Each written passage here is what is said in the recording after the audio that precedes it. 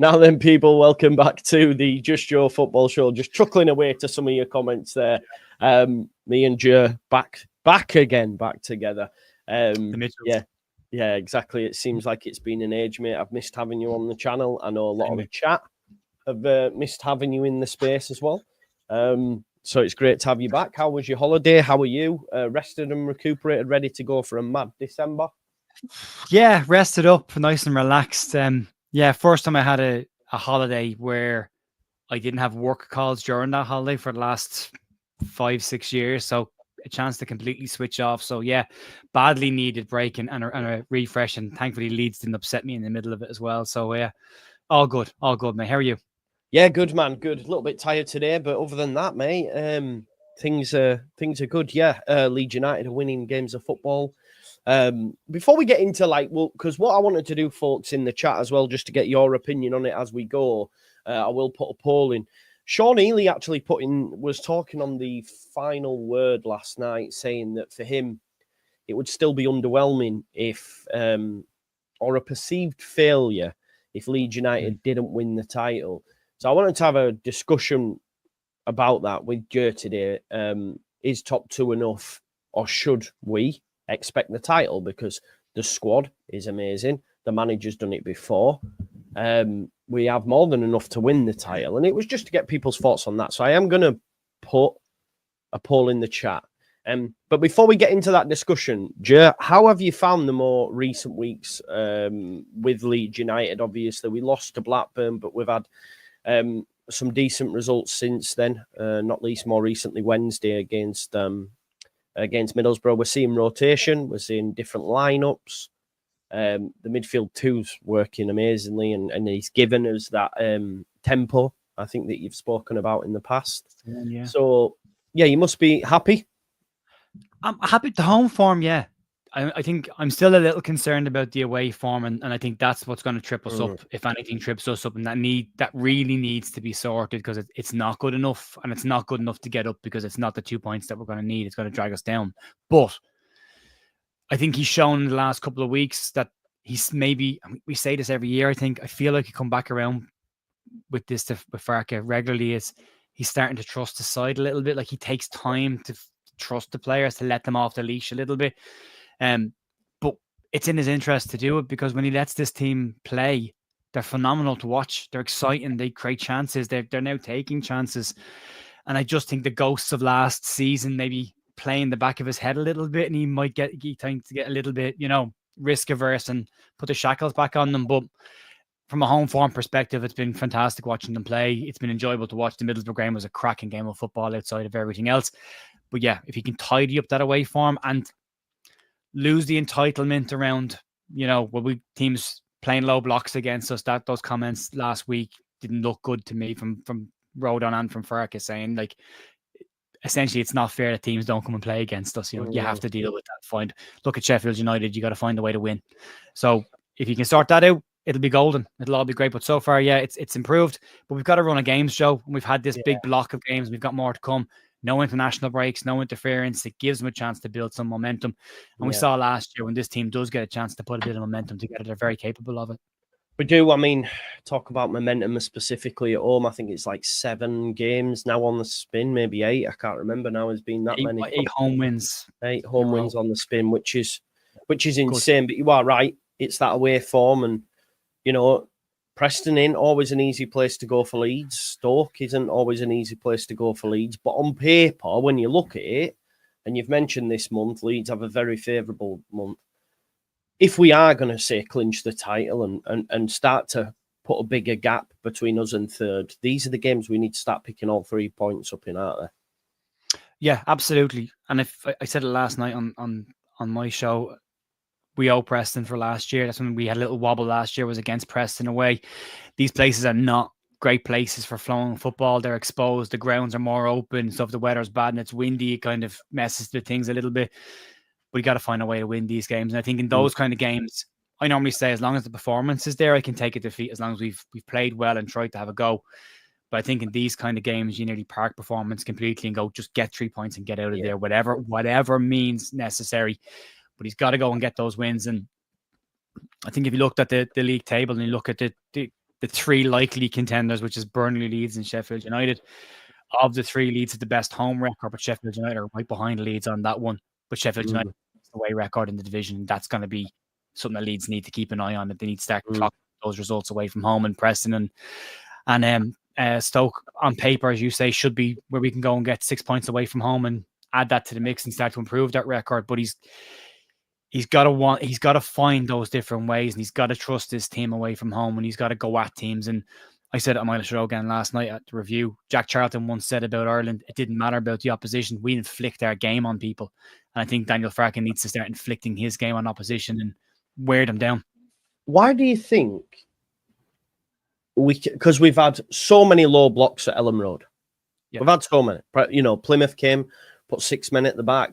Even Sheffield United came and put quite a few people at the back.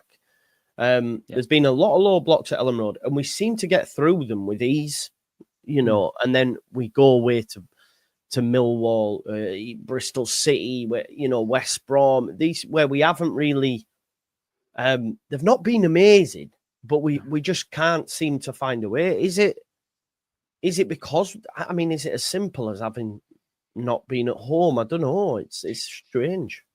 Well, the familiarity of your home ground also helps. And then the fans as well, having that massive roar behind you every couple of minutes kind of gets you going. If it's not good enough, having 36,000 people scream at you, get your finger out, will get your finger out pretty quickly, you know. But I also think, like, I mean, the Blackburn game wasn't a low block, it was a mid block, and we still couldn't, we still had issues with that one. That was and you mentioned the word to start, tempo. There seems to be a difference in our tempo away from home and home. At home, we seem to want to do everything quickly. Free kicks are done sharp and fast. You know, someone goes down the middle of the park, there's somebody else coming in behind them, hand on the ball, moves it quickly, off we go again.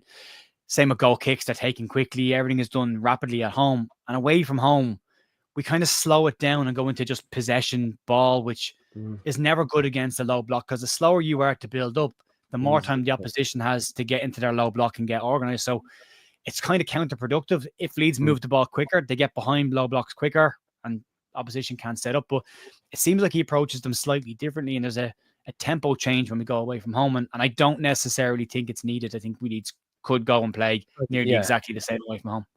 Yeah, I'd have to tend to agree with you on that respect. Because especially this month, like, I genuinely, because I think what's more like exciting for me this month as well is just knowing some of the tough games that the other teams have, and there's an opportunity for Leeds to have a gap, and then you can sort of, you don't want to, but you can sort of afford a bum game away from home and go, do you know what? Yes, we weren't great. We only got a point. We have a gap. You know, we can rest a little bit. So that'll happen though. That's guaranteed to happen. Anyone who doesn't think we'll drop points like that this season isn't living in the real world. That's going to happen. Exactly. I mean, Leicester lost 11 games and walked the league in the end, didn't they? So I think on average, normally a team gets around about 7 or 8 if you win the title. So listen, if we get, I think we're on course actually for that, to be honest. 3 up to now. We're nearly halfway there. Yeah. There you go. So if that continues in the second half, what we just can't have is an absolute capitulation like we did last year. But I don't know about you, Joe. One thing that I think Farke deserves credit for, and you mentioned it, he is now using that squad. He now trusts the players, so that you would hope when we do get to the back end of the season, he can mix it up. He can say, do you know what, Joseph, you're not had a great game. Pirro, you're not had a great game. My wingers haven't had a great game. I don't have to rely on them. They also have to keep themselves honest, because they know if they're not playing well, then I'll ride bench. So he's, and it really shows me as well, like last season, as good as the squad was, it weren't as deep and it weren't as Farke put together as he'd have liked. Do you know what I mean? Yeah, I mean, last year you're looking around the bench and Joe Gallagher's a genuine option to come off the bench for you. Yeah. Joe Gallagher hasn't been on the bench for Leeds since the Bristol City draw. Like that tells you where the depth is there now. You know, you've got Joel Pirro and Pat Bamford sitting as your 2 backup strikers last night. And if it's not Pirro, it's Joseph there. And I'm enjoying the Joseph Pirro thing right now, because I've kind of settled on the fact of I don't care who starts, because the change seems to work every single time anyway. Yeah. So even if it's Pirro who started and doesn't do anything for 60 minutes, we know Joseph's coming on and it will change.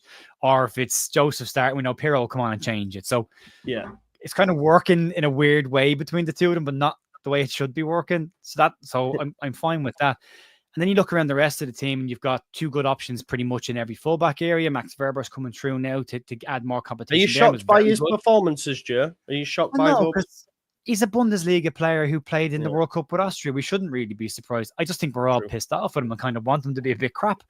But like, reality is, at this level, he should be more than capable of looking like a very good player. I mean, the man has a history of playing at the top level in Europe. So why wouldn't he? But whether we like him or not, it's kind of irrelevant. He's contributing. He's come in. He's done a job. Brendan Aronson is getting tons of stick for a man that does nothing. He's one goal away from Jorginho Rutter's total last season.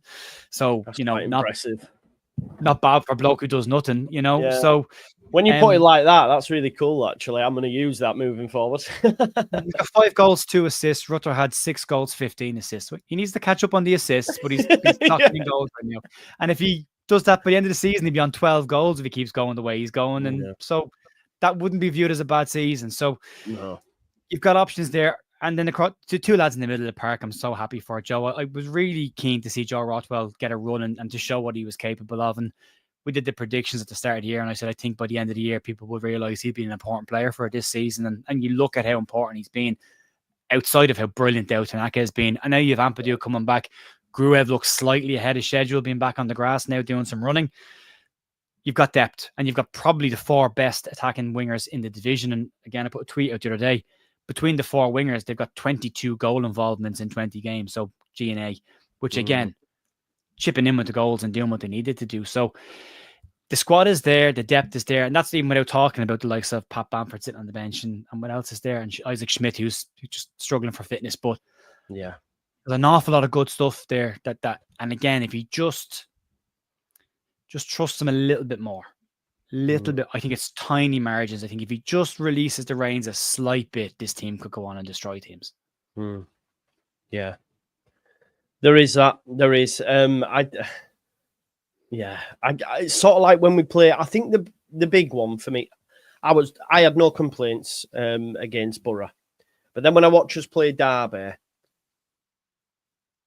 I have no complaints, but I also understand where you're coming from in terms of we probably should have scored more. But there is games where you get to the second half and I go, well, this is us sat in now. That we're sorted now. We're probably not going to go, which you can't really complain about. But yeah, away from home, I guess it it's not for us. It's management. It's game management by a manager who, as far as he's concerned, 2-0 is good enough. Keep it at that. Yeah, exactly. The problem is it invites pressure, and then you're, as a Leeds fan, you're consistently nervy about a mistake happening, and we all drop into negativity. It will be interesting, Joe, because obviously we played Derby before the end of this month, and having just played them at Ellen Road and seen what we do to them, you would hope you would see a similar performance at Pride Park. But that'll be the real acid test. We can look at that and go, why? Maybe because the games are in such close proximity, you can actually look at it and say, well, what was the difference there? So it'll be interesting. But purpose of the video, mate, like I say, would second be underachieving for this team? 35% have said yes thus far, and 66% have said no, they don't think it'd be an underachievement. I think, imagine not being Leeds, Matty has got it on. He said, one thing's for sure, whether you agree we are the best side in the league or not, there definitely isn't 2 teams better. Top 2 is the aim. First is the dream. I genuinely, Joe, and I mean this, like, I'm not asked for the league at all. When there's 10 games to go, if we're in with the fight, I'll go, right, okay, let's win the league now. But right now, even though Sheffield United won last night, I wasn't that fussed because I just know we've got 3 points on Burnley. So I go, well, let's just keep I'd be happy if us and Sheffield United ran away with it all the way to game 46 and they won the league. I genuinely am not that fussed. I don't know where you stand on it. Yeah, I'm there, but look, I may as well address the elephant in the room about the best team in the league. And we'll just you didn't need to, by the way. No, we'll just say it because look, we've had time to talk about it. We were coming at this from very different perspectives. When we were having the conversation, I was referring to Leeds United, the football club, as being the third, at that point, being third in the division. So therefore, you're not the best team in the league because you're third in the division. And that was where I was going. You were coming at it from a perspective of this is the best team squad in the league. And I wasn't even thinking about squads. Yeah. But it is squad-wise, absolutely. But it needs to be in the top 2 to be considered to be one of the best teams in the league. And if this great squad doesn't get to the top 2 by the end of the year, then we can't say it was the best because or we can say it's underachieved, but it hasn't delivered. So that's where we're coming at from that perspective. But it ties into this as well. Leeds need to produce to be in those top 2 spots. And ultimately, as long as we're in those top 2 spots and pull a gap away from the 3rd place team, there's no problem for me there. That's enough. I think the journey will be key to how people feel about this. I think if you see 3 teams start to pull away from everybody else and it's hitting, blow for blow for the rest of the season between the 3 of them, you might take 2nd place happily because it'd be just getting over the line. But I think if it's just the 2 of us, I think it'd be a straight out punch out. I'd like to see us go and try and win the title because you want to think that this team going into the Premier League can compete in the Premier League. And if they struggle to get up automatically, and you look at how badly Southampton's season's going for them this year and how tough Ipswich are even finding it, there may be a massive reconstruction needed of the squad when they go to the Premier League, and that's not ideal either. So if they're going to be Premier League, there is an element of needing to prove that they are Premier League. And I think you'll see a change in how teams approach the second half of the season. There's a lot of teams in the league that can sit back and have low blocks right now and pick up a point. The longer the season goes on, the less teams can afford to be able to do nothing. They either have to have a go because they need to get into the playoffs, or they'll have to have a go because they need to avoid relegation. So that will change an awful lot. And I think that might change how we view the season as well. A lot more attacking performances from Leeds might be more than acceptable. The journey is important for me. I want to enjoy this. I want us to be fun because it's not going to be fun up there next year if we do go up. Not. So I want to enjoy this. So, but I think it depends on how the journey goes. I think if it's underwhelming performances and just creaking over the line, people will be annoyed. I think if it's 3 teams having a proper whack at it and we just get there in the end, I think people will be very happy with a 2nd place spot. I think you make a good point about the psychology of it, because like if we are, say, 6.7, let's say we're 3 games clear, 9 points, and then we're like, I don't know, 7 off Sheffield United, then you'd be annoyed, wouldn't you? Like, I hear what you're saying there.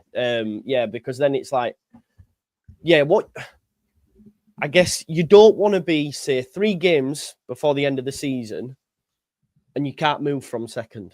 Do you know what I mean? You're a bit it's like, over. oh, well, now it's shit. Do you know what I mean? It's like when you're, I don't know, mid-table and you know you're not getting the playoffs, you're just waiting for the season to end and, to bring some new players in kind of vibe. So, I get, I hear you. And, I think a bit like Farke used to say, I'll look at the table in the last 10. I'll look at the title in the last 10 games or whatever he used to say.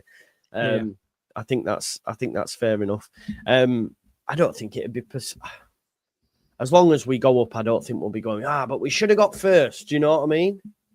I think you'd be saying there's a lot of work to do next season. Yes. The summer's going to have to be busy now. I think we'll be looking at it from we just got there. This team needs work. But do you not think as well, though, Joe? Like for me, I think it needs a lot of work anyway. There is, I think about areas. Left back's going to need the conversation because still no noise on Junior, and we can't expect Byram to start there. And Vober I don't know, he'll probably want assurances if he was to stay. I think centre back's all right, but you still need bodies because we've only got Vober and Debayo. Midfield 4, I'm content with. Like the midfield 4, as in Rue, Ampadu, Tanaka, and if we sign Rothwell, I'd say, right, okay, let's go. Wingers as well, you probably need someone to replace Solomon. Would you keep Rothwell? Yeah, I probably would, mate. Yeah, I've said before. Tiny, isn't he? He's enough, isn't he? He's enough. And I don't see why not. The striker one's an interesting one, though, because Campiro do it in the Prem, and Joseph, as we've seen, he's not quite there yet, is he, Joe? Do you know what I mean? Not yet. We said it last year, didn't we?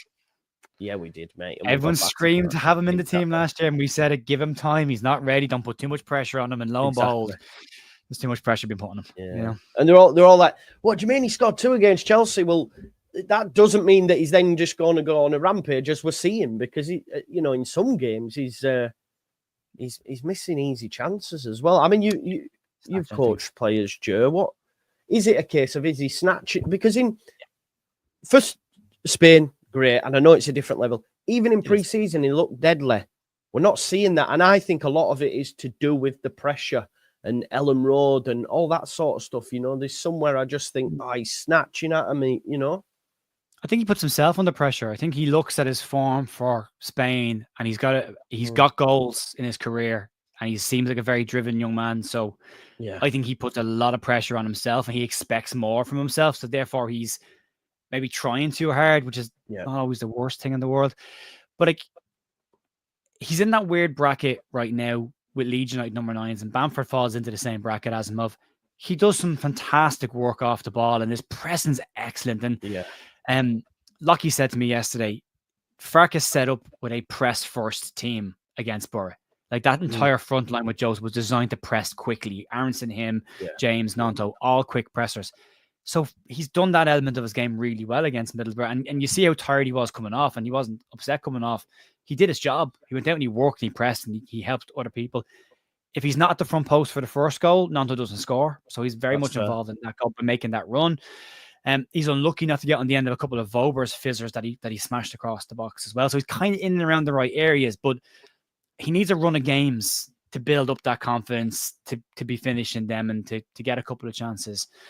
But I think he's got time. I wouldn't be worried about Mateo Joseph at all. I think Leeds need to look at a number 9 in January. I think they really need to have Louis Barry's been linked. Would you go with the 9 in January?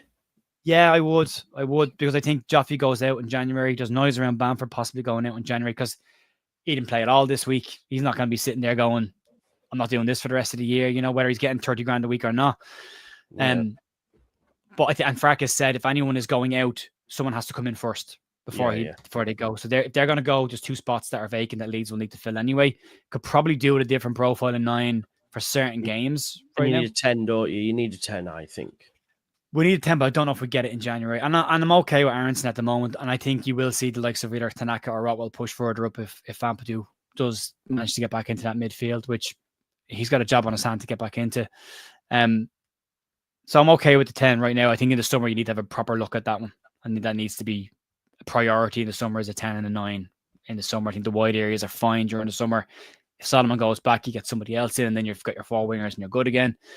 Centre back, I would add another centre back of Premier League quality. I think that's needed beside them.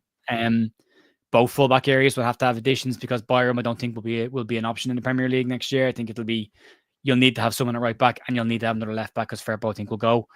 So there's a bit of work that needs to be done there, but you can improve the entire squad by adding 4 or 5 Premier League level squads, and then you add the young talent to that we've got in the likes of Ramazani and Nanto and all them, and that elevates them, and it should be a good enough team to at least be in the 17th to 15th bracket. You would hope, because that's hope so, yeah. The mad thing is, like, I don't know about you, but when we went up under BLs, I genuinely had that feeling of like anything can happen, the world is our oyster, and it did, you know, and we finished 9th, and unfortunately we didn't kick on. But I am already of the thinking, because I do think we're going to go up. I do think we'll go up. I'm already of the thinking of like, give me 17th now and I'll take it. Do you know what I mean? Oh, yeah. Because like, but under Bielsa, I never thought like that. And I just wonder if it was because of his ethos or whatever. But because of Farkas' record in the Prem previously, obviously having recent experiences, spending 3 seasons up there, and, you know, we'd been out of it for so long, and you sort of not forget about it, but you don't understand until you're back in it. I genuinely would be like, look, give me 17th and I'll take it, because I just want a bit of longevity in the Prem, because I think with Leeds United, and I know it's a cliche, but we are a sleeping giant. I look at what Villa are doing. We could do something like that, you know, because they are also a huge club. You've got the likes of Newcastle and stuff. We're like that rung below the, you know, your Liverpool, your Manchester United, Arsenal, unfortunately. But we're there, and I just think with the right investment, which I think we'll get, you have to praise the recruitment, really. I know I've been very critical during the window, but very few misses. Yeah, exactly. That's the thing. They haven't missed, have they, really? Who would you say? I mean, I guess some of the loans last season with Spence and stuff, but but again, on paper, when we brought them in, we were all very excited about those. And so even we thought they were good at the time. And then 100%. If you just don't mesh with your squad, then you've got to accept. But at least they made the decision early of going, it's not working, send them back. Cut your losses. Yeah. But I think there's a lot of other really good stuff going on, Joe, and I think I wouldn't be against a couple of uneventful mid-tables Premier League seasons where there's 100%. no stress and drama of relegation. You're just kind of doing okay and just settle the on-field stuff, and maybe even just settle the expectation a little bit. Because if you look at all the stuff going on offline, you've got them trying to negotiate with Adidas to get Leeds into the elite bracket clubs there, and the word elite's really important. You've got the news that came out started this week about the stadium development, that they will categorize the new ground when it's done as a UEFA Category 4, which is exclusively for the elite clubs of the European football. So Leeds move into that elite stadium bracket. And then you look at the Red Bull deal, you look at the stuff they've done with Fanatics, and then you also look at the deal that they've done with Cosm as well, which is that stadium camera. You ever seen these bars where they've got like the tiered booths and this massive wraparound screen that it's kind of like the Sphere in Las Vegas, but on a much smaller scale, but they're pubs. But if they put 8 cameras around the ground, and it feels like you're in the stadium watching the game. That's the design. They call it shared reality, and they reckon that's a $77 billion industry about to happen. And Leeds have signed a deal with them already to come in and do it. So you should look it up online. It's really, really impressive. But it's I think I might have seen it actually, where it looks like you sat in the stadium. Yeah. Yes, I've seen it. Okay, yeah. So they're bringing them into the UK now as well, and Leeds have already partnered with them straight away. So you look at all that stuff off the park, and it's all elite level stuff. And then when we get to the Premier League, you're hoping that starts to leak onto the pitch as well, and you start to see that move along. But I think a steady build on the pitch along with what's going off the pitch. There's a lot of credit needs to be given to the owners right now anyway, but whatever happens in the future happens in the future. Yeah, no, I think you bang on. Bark said he wants a quiet January, and well, there might be outgoings or whatever, and then we'll replace him. And I think we need to ensure, Joe, that we follow what Southampton and Ipswich did last year, because they bought and they both went up, even if they got them for loans, for example. Whereas we sort of did stand still. There was a lot more needed than just a bloody right back, weren't they? And let's be honest, we can look back with hindsight now, and we left that really late as well, and we brought in Connor Roberts, and I mean, he was okay, I guess, not amazing, but okay. And this time, I'd like us to go and get what we need, even if they don't play. Just get them so they're there. I mean, Ipswich went and got Sarmiento from a team that was already at West Brom, and they said we'll take him, and just all these things really. So, do you hope they do? They have to learn from that, and I'll be honest. I thought Connor Roberts was enough in January. I thought the squad was good enough. I don't think we could have foreseen the injuries that happened after the international break in March that really derailed the end of the season, and then the dip in form that some players had at a very important time where the pressure got to them. I think that they just need to make sure, as we've already said, there's more depth there this year. But I think in key areas, if they can make a smart addition, go make it now. If you think, look, the way they should be looking at it is we have to get promoted. So take it as a given that we are promoted and bring in players now that will help us next year as well. So if you can get them in now, go get them now. There was a moment, I keep saying this about Daniel Farke, he doesn't have a poker face. He tries very hard, but he has very clear tells. So if he's uncomfortable talking about a situation, he tends to pick up something in front of him. He puts his head down and starts kind of rolling things and doesn't make eye contact. And then when he knows something that he's not allowed to say, but he kind of wants to give something, he has a smirk that he gives. And they're very different to the things he does when he's very definitive about something. Like, so when he says, I don't want to talk about transfers, out straight, you're getting nothing from him. But when he mentioned marquee signings a couple of press conferences ago, he was smiling when he said that. So Adam Pope, I think, asked him, or Phil, no, Adam Pope, because Phil's gone. Adam said, can you rule out bringing in a marquee signing? And you went, oh, no. And you're like, well, that's a big statement to say no to a marquee signing. That's not a small player coming in. That's a big player coming in. And you've said no to ruling it out. So maybe there's something lined up. There's a ton of people being linked with Leeds at the moment, which is unusual considering the comment was a quiet January. Yeah. Be smart. Bring in one or two in good areas to just add a little extra bit. I would like us to bring in another centre-back, even on loan, just to give us the cover in case something happens with Road on a stroke. And if you can get a 10 or a 9, go get a 10 and a 9. And I then think we should be able to have enough to get across the line at that stage. Yeah. It's exciting, isn't it? It's exciting times. It's exciting times. It should be. I'm enjoying it. a bad performance against Preston, and that will just drag us right back down again. You know, we've got to keep this crest of a wave going. We've not had 3 wins on the spin yet, have we? Like in a 3-game week in 6 days, we've always faltered We've done 2 twice, and that's it. We've lost the 3rd each time. Yeah, so we need to really push for, you know, ahead of the weekend. Yeah, like obviously he made changes on Wednesday. He played Joseph knowing that he could get in behind Middlesbrough. He played Nonto and James for the pressing, and obviously probably to help the makeshift fullbacks that had come in defensively. Did great, you know, Preston. Pardon? The 2 fullbacks, considering it was a weekend back 4, and Ben Doak was likely to have a blinder against us. Thought the 2 of them did great. Amazing, mate. Amazing. Do you envisage? Because I'm of the thinking that he might go like Nonto and Solomon, or I think he might do that. Just those that are a bit more better technically, where there isn't that much space in behind, and he'll probably play Pirro. Do you think he'll switch it back up? If you're playing against a low block and it's tight, that's what I would do. Yeah. I would play Pirro in those areas because he can do an awful lot in a very tight space in the box if we can get it in there to him.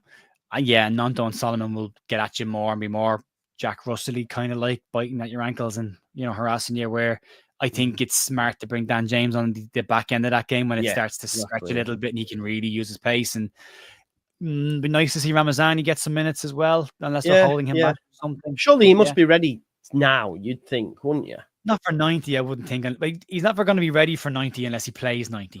That's the point. He has to get up to those minutes. But I think you could get a good half an hour out of him, which means we'll get 20 minutes out of him because he's not bringing them on in 60. He's bringing them on in 70. 70. So, but yeah, look, he's got options there. I mean, I wouldn't be against sticking a Gilavogi in midfield for this one either. A bit of bite in there. I think this could be a more physical battle of a game. I think he might do well in there, but again, it's very hard to even drop Rothwell or Tanaka. They've been so good. I'd have liked to have seen Gullivogi, but now that Ampadu's back, I'm thinking I don't think we're going to see him all that much now, are we? Just off the bench. I thought, like you, he might start. I think he starts against Harrogate. I'd like, probably, I think that good. I mean, look how good this squad is now. Imagine what that lineup's going to be against Harrogate, for God's sake, man. It's going to be insane. Good. Yeah, it's going to be insane, isn't it? Yeah, I mean, Carl Darlow's been in great form for Wales. So had a fantastic international break for them. So he'll come in and goal. I mean, you can go to the whole squad and replace every single player. Yeah, like, these options. Would be good side, you know. Wow. I mean, you might even start Bamford up top, and then you put, I don't know, like you say, Gullivogi in midfield, and it's just like, throw a few of the kids in as well. I mean, Sam Chambers has already scored against Harrogate, so could throw him in the mix again, you know. So yeah, exactly. Yeah, look, it's really. Give Gilavogi another year's contract for me because I think he's having an impact off the pitch as well. You saw Willie Nonto run over to him and celebrate their stuff there. His team talk, his stuff on social. Kid gets it, and I think he's adding the experience. I absolutely love him, man. It's hard not to. I mean, 6 games that he's been involved in, we've had 6 wins. So you know, he's just even that video when they told me Leeds United, I was like, wow, Leeds United. I was like, I love this guy. He said, but Farke talked about that. He wants players that want to be, that actually want to be here, and he wants to be here. But he understands the brief. He knows what his role is, and he's sitting there, and he's like, well, what can I pass on to these people? And he's clearly spoken a lot to Nonto because of the reaction. This team talk that he did before the what game was it? I remember. I remember. Was it Sheffield? I can't remember. We won those. Yeah, but he did a big team talk before them, and apparently that in unprovoked, like he just decided to start doing this. Yeah, and the stuff he said online and the stuff he's saying behind the scenes, I think Leeds have lacked the experience with Cooper, Ayling, and Dallas all finishing up, and I think he's brought in that, and I think maybe that's what was missing at the start of the season. It's just another experienced voice in the dressing room to say, I've been through this. This is how you handle it. This is how we get out of this. You know, and because of the clubs he's played for, he carries an awful lot of weight with him, what he says. So, I think he's been fantastic. I'd love to see him get more minutes. But yeah, look, at the moment, everything is great. Sort the away record out because it's the only thing dragging us down. And we all said at the start of the season, the only thing that stops Leeds getting promoted this season is Leeds. And that's where it is right now. We're the only ones holding ourselves back. So sort out the away record. And I think the home record looks after itself. Because we've got 2. Have we got 2 away now, or is it Oxford on the Saturday? I think it's away, then home, then away. I think we play Preston, then Oxford, then Stoke, I think. Yeah, Preston, Oxford, then away to Stoke, then away to Derby, then home to Blackburn, then away to Hull. I mean, that's not a bad run of games until the 4th of January. That's you could be well clear in the top 2 by that stage if 100%. We did a prediction because the mad thing is on Boxing Day, Sheffield United play Burnley, so someone's dropping points there. Sheffield United have got to play West Brom. Burnley have got to play Sunderland. And we actually did like a prediction. We had us 5 points clear. And I know it might sound mad, but it's not out of the realms of possibility based on the fixtures we have. Them 3 that you just mentioned that are coming up, Preston, Oxford and Stoke. The average position of them must be about, 16th, 17th or something like that. So you've got to be beating them. Regardless of home or away, if Leeds United do want the title, they've got to be beating them. Yeah, well, Derby, you're going to have to try and win the game at home. Stoke are in the same boat as well. They're not going to be able to just sit back at home because they need points as well. So if their season's at a kickstart, they have to pick up points that they're not expected to pick up. So most of these teams would have gone through a season and gone, these are the points we need of these fixtures to guarantee safety or playoffs. If that hasn't worked out, then they're going to have to look at teams and go, well, we need to take points off Sheffield United. We need to take points off Leeds, even if it's a draw. We need to get something. So there's going to be an element of those games changing slightly in how they were the first time around. But the issue is Leeds. That's the issue because go back to the 5 games we had between the last set of 2 international breaks and we both said 12 points and we got 7. Yeah, so, so it'll be us. And again, on paper, we should do it. On squad, this is a good enough squad to do it. But does the team turn up? Will be the question. Yeah. I think as well, psychologically for the team, it must be because Brendan Aronson spoke about it in his interview as well about the away form. So the lads are aware of it. They're aware, yeah. So they know they need to get this hoodoo off their backs as well. And Preston won't be an easy place to go, especially with the manager, with Hecky. He's going to play a certain kind of way. Sam Greenwood for them, though, and he's been important for them this season. Most of their goals are coming from set place, and he's not taking them now. Right, okay. And I think Hecky will have them, but it's I think the first goal, Jay, if we get the first goal, I know obviously statistically it shows, but I think away from home it can be a real boost for us because we're so good off the ball that you can afford to maybe drop the tempo away from home because they've got to chase it and then you can try and get them in the counter, but it's about getting that first goal in it. That's what we're at. And getting it early. First 20 minutes, early. First 20, 25 minutes. When Leeds have scored, and that time they've run away with games, and that's important. Again, Preston will be a home side. If they're a goal down inside the first 20 minutes, their fans are going to expect them to come out and try and get a goal. And then that just plays into your hands. Then you bring Dan James in, you bring in Ramazani, and you just go and destroy them, So, but if you look at the away record, Joe, in the last 5 away games, we've got 1 win in our last 5 away, 2 draws, 2 defeats. So that is an issue. And if you look at Sheffield United in the last 5, 3 wins, 2 draws. Burnley, 2 wins, 2 draws, 1 loss. West Brom, 4 draws and a win. We've got to make sure that the L's become D's and the D's become W's. That's the change that we need to make. And small enough one, but these are important games. This is a bigger game than Borough. Yeah, it's mad because prior to the Swansea win, we hadn't won away from home in 2 months, and you think, bloody hell, imagine we'd have just got a couple more points during that time. We'd already be top. That's what I mean. So if Leeds United do sort out that away form, then we're away, aren't we, really, if we're being honest? That's gone back to the same point. That's why, to me, we can't say that we're the best team in the league because that has to be, it's so far down from, it's 8th best in the division. That has to be a priority. Now, Farke will say 2 points per game, so draw your away, win your home. But you're not drawing your away. You're losing them away. So you've got to get them back to draw. So once he does that, then we're back up to saying, absolutely, this is the best team. This is the best team in the league, and we can really run away with it. And again, as you said, it's fine margins, a couple of results on the road, and all of a sudden you're 5-6 points top of the league clear. Exactly. And you're cruising. The pressure's off the manager, pressure's off the players, the stadium's happier, everyone's more relaxed. Just get those wins. 100%. I agree, Joe. And I think, do you think we will? Let's finish up. Do you think we will? Actually, before we do, I've just had a request from a mutual friend of ours, Mr. Andrea Russo, just said it would be interested to know what Joe thinks about Voba and the Firpo contract situation. You touched on it, didn't you, briefly? Yeah. I think Farke is pissed off with Firpo. because of the red card and then same. I agree. Because of the suspension, then the second suspension and the injury in the middle as well. His season hasn't really got going this year between injuries and suspensions, which unfortunately is an ode to the Firpo of the past. Yeah. And it's a shame that's happening in his final year. I think Leeds may have looked at bringing a player in January, but having Schmidt and him there, thought that's fine, and Vober's there. I think how well Vober has done, and it's only 2 games. So again, I said yesterday, one swallow doesn't make a spring. So the sample size needs to get bigger, but it's a positive start for him. I think if Leeds have an option to sell Firpo in January, they might look at it and get something for him, because I think he will go in the summer. I think Fenerbahce are sniffing around them as well. But I think had he come back from the second suspension and Vober or Schmidt were fully fit, I don't think Firpo would have gone straight back into that team. I think he would have let him sit on the bench as punishment, because I think discipline's important to Farke, and I think he's pretty annoyed at the red card. You heard him say it afterwards, and then afterwards again when he played in the game, he did say, "Yeah, good game, but like it's his fault that he was missing for 3 games."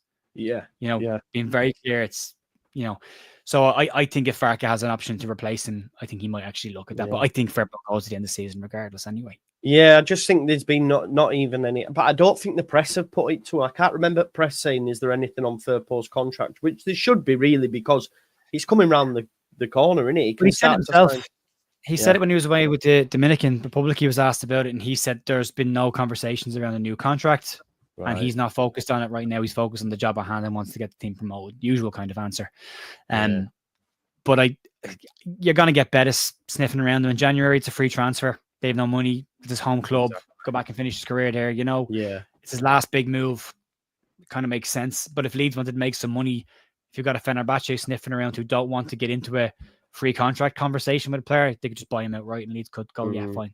It's an interesting one. It is. You're right. But I love Firpo, and I've really, it's been some redemption arc, but I don't feel that much that, I think now, after the Bielsa era, it's very much football's transactional. It's always been like that. But Bielsa made us forget about all that. And now I realise again, that's why I'm like, give me 17th. And if Firpo, do replace him. Do you know what I mean? Like, fair enough. So I'm thinking. It's why I'm not in that bracket of Farke in or out. I don't care because you're probably not going to be here in 2 years anyway. So why would I get emotionally attached to you? Just do the job, get us out. If you don't, someone else will do it. They'll get us out. If they don't, somebody else will.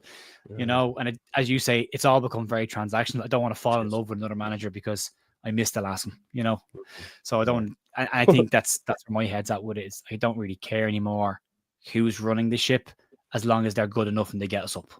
Yeah, get us up. He will get us up, and then obviously there will. I think it's morally right. I know football's immoral at times, but I think he deserves a crack at the whip. I know there's some that won't, but I think the club will give him a crack at the whip. How long that looks, what that looks like. I have a question for you. I have a question for you on Farke. So again, it came up last night. We were talking about it. Farke's teams historically don't start seasons particularly well in every division he's been in. With Norwich, with Leeds, with Gladbach, takes him about 10 games before his teams get into what then becomes the rest of the year. Where would you sit on Farke inside the first 10 games in the Premier League? Or do you think he'd have to review how his team starts seasons and take that bit seriously? Yeah, he'd have to review it, mate. You can't have a 10-game head start in the Premier League. No way. I've said 10 games will be a fair barometer of what we're going to do, really, to be honest. We're not going to be able to play the way we play now. And I wouldn't want him to. I don't want to do a Russell Martin and try dominate the ball against better opposition. So he's going to have to change that. And the proof will be in the pudding, because, to be honest, his Norwich sides were brutal, man. Like Liverpool, I remember Suarez used to score 4 against them every time and stuff. They were pretty bad. And they were straight back down. But I think with proper backing, he could give it a go. And he is going to get that backing. So we'll have to wait and see. How many games do you think he gets? I think 10's a decent barometer, mate, to be honest. I think 10's a decent barometer. But I'm really cautious now of making stuff like... He only gets 10 games because when I said front and centre, fucking hell, man, they've reminded me of that. I tell you that. Whenever we lose the game, it was like, front and centre, Joe. I'm like, we're third. Like, it's not that far. You're there. Yeah, unless there's more than 2 results of a gap, you're in the mix. Yeah, exactly, mate. And it's going to be. Look, we might even be sat in a few weeks' time thinking, well, this is a little bit too easy, isn't it? Do you know what I mean? But we'll see. Of going, well, the arse has fallen out of this, hasn't it? True. Hope it goes the other way. Hope it goes the other way. Is there anything coming up on Leeds United The View we need to be made aware of, Joe? There'll be a podcast this week. I'm just trying to sort out with a guy called Tony, who's going to pop on and talk about the Legends game that's taking place in just outside Dublin and Bray in Ireland next year in May. So at the moment, Ian Hart, Michael Bridges are confirmed to be playing in it. Mel Sterling and Paul Reaney are confirmed as the Leeds managers for the game. And Tony's got some updates on it as well. There's a dinner as well. So Tony's got some updates that he wants to share with some people. So he's asked to come on the pod to talk about it. So hopefully that will be this week. If not this week, it'll be next week. And we'll have a match preview for Saturday on Friday night. Good stuff. Make sure you go over and check your Leeds United The View, which I know a lot of you already will be. Myself, I'll be back at 6 o'clock for White Rose Rivals. Press conference is 1 p.m. tomorrow, so we'll do a reaction to that, and then we'll get a preview out on the evening for the game, and then obviously Saturday we play early doors, early kickoff again away at is it? I was going to call it Home Park. It's not. It's Deepdale at Deepdale, Preston. Yeah, so we will be there. Thanks as always for watching. You can all stop flapping your gums now, and you can see me and Joe in the flesh, and we haven't fallen out, and we still talk and all that sort of stuff. So that was good. And thanks for having me on. Thanks for coming on, Joe. Have me.